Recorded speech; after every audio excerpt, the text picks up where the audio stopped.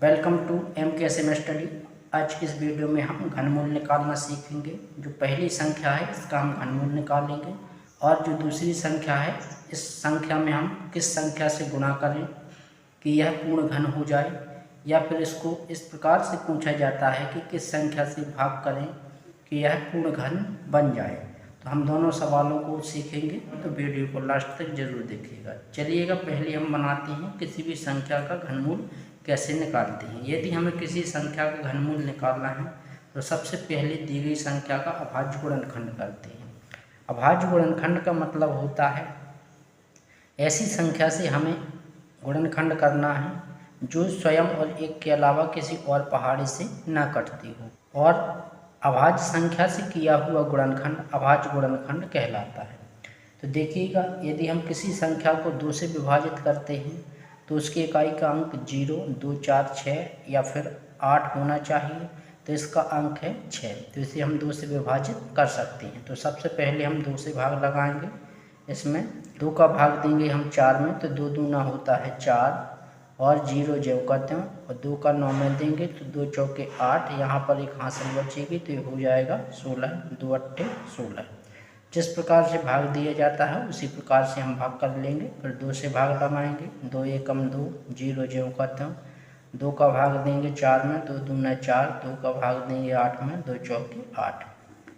फिर 2 का भाग लगाएंगे 5 में, 2 पंचे 10, 2 एकम 2 और 2 दूना 4। अब देखिएगा, इसी प्रकार हम अभाज्य गुणनखंड करेंगे। 2 का भाग देंगे 5 में, तो 2 दूना होता है 4 और यहाँ पर 1 बचेगा तो ये हो जाएगा 11, 2 पंचे 10, यहाँ पर 1 बचा, 2 छः 12। फिर 2 से भाग लगाएंगे, 2 एकम 2, 2 दूना 4 और 1 बचा, 2 अट्ठे 16। फिर 2 से भाग देंगे तो 2 छः होता है 12। जब एक अंक में ना जाए तो 2 अंक मिला करके हम दे सकते हैं। 2 चौके होता है 8। फिर 2 से भाग देंगे, 2 तिहाई 6, 2 दूना 4। फिर 2 से भाग देंगे, 2 एकम 2 और यहाँ पर 1 बचा तो हो जाएगा 2 छः 12। फिर 2 से भाग लगाएंगे, 2 अट्ठे 16।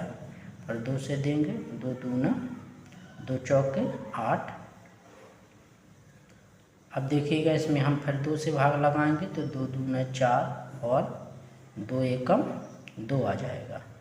अब घनमूल निकालने के लिए क्या किया जाता है कि सबसे पहले जो हमने गुणनखंड किया है इनमें 3 एक जैसी संख्याओं के हम जोड़े बनाएंगे, यानी 3 संख्याओं को लेकर के हम जोड़े बनाते हैं। जैसे कि 1, 2, 3, 2 एक जैसे हैं तो इसका एक जोड़ा हम बनाएंगे और इस जोड़े से हम एक 2 लेंगे। और देखिएगा, 1 3 है 2, तो इससे हम एक 2 लेंगे और इसी प्रकार से इससे भी हम एक 2 लेंगे और इससे भी हम एक 2 लेंगे। जब हम जोड़े बना लेते हैं तो हम इन जोड़ों से एक एक संख्या लेंगे जिस संख्या का हमने जोड़ा बनाया है। जैसे 2 से बनाया तो 1 2 यहाँ से लेंगे, 1 2 यहाँ से लेंगे और 1 2 यहाँ से लेंगे और 1 2 यहाँ से लेंगे और उनका करेंगे आपस में गुणा, तो घनमूल निकल के आएगा। देखिएगा, इसका यहाँ पर हम लिखते हैं घनमूल बराबर एक जोड़े से लेंगे 2, इससे 2 लेंगे और गुणा करते जाएंगे। बहुत आसान होता है घनमूल निकालना किसी भी संख्या का। अब देखिएगा, इनका आपस में हम गुणा कर देंगे। 2 दूना 4, 4 दूना 8, 8 दूना 16। तो हमें घनमूल जो प्राप्त हुआ है 40 96 का, वह प्राप्त हुआ है 16।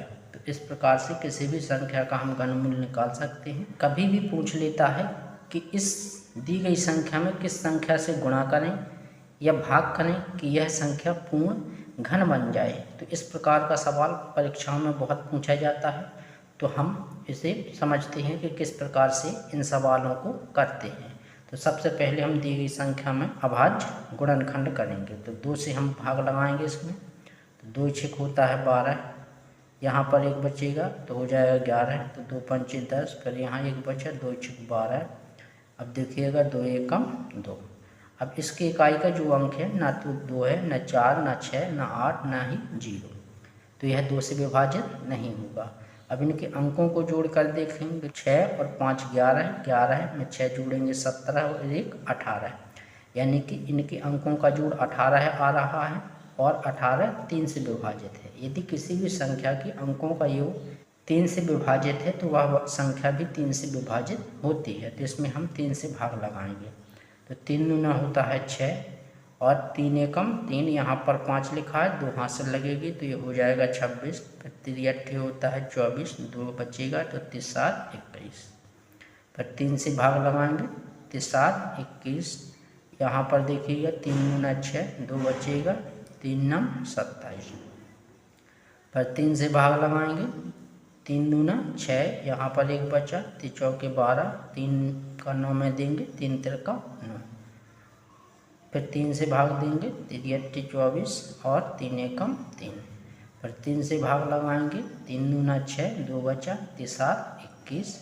पर 3 से भाग लगाएंगे देखिएगा तो 3 नम होता है 27। पर 3 से 3 तिरका 9, 3 एकम 3। अब हमने इसके अभाज्य गुणनखंड कर लिए।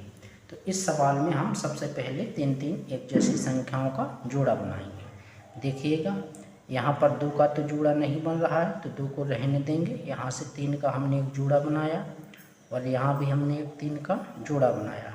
अब जो जोड़ा नहीं बन रहे उन संख्याओं को हम देखेंगे। देखिएगा हमारे पास बचा है 2 और 3 2 बार। तो यदि सवाल पूछे कि किस संख्या से गुणा करें, किस संख्या पूर्ण घन हो जाए, यदि गुणा की कंडीशन पूछी जाए तो सबसे पहले हम लिखेंगे यहाँ पर 2 3 और ये 3, जिन संख्याओं के जोड़े नहीं बने। अब देखिएगा इसको समझते हैं। इसको पूर्ण घन बनाने के लिए 3 3 संख्याओं के जोड़े होना जरूरी है। तो इसमें देखिएगा अभी 2 की कमी है, यानी कि कितना 2 चाहिए हमें, 2 चाहिए और एक 3 की कमी है। तो यहाँ पर एक 3 की कमी है। तो इस संख्या को हम कैसे लिखेंगे, इसको लिखेंगे अलग से, यानी कि 2 गुणे 2 गुणे 3। यदि यह संख्या होती तो हमारी जो दी गई संख्या है पूर्ण घन संख्या होती, तो इसका हम आपस में गुणा कर देंगे। तो देखिएगा हमने ये संख्या ली है और ये 2 बार चाहिए था तो हमने 2 बार 2 लिया है।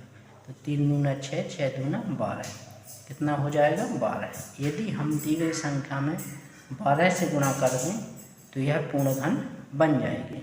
और यदि यही सवाल इस प्रकार से पूछता कि हम इस संख्या में किस संख्या से भाग करें ताकि यह संख्या पूर्ण घन बन जाए, तो भाग की कंडीशन में क्या करते यदि हमें यही सवाल पूछा जाता, तो सबसे पहले हम वह संख्या लिखते हैं जो जिनके जोड़े नहीं बने हैं, जैसे 2 और ये 3 और ये 3।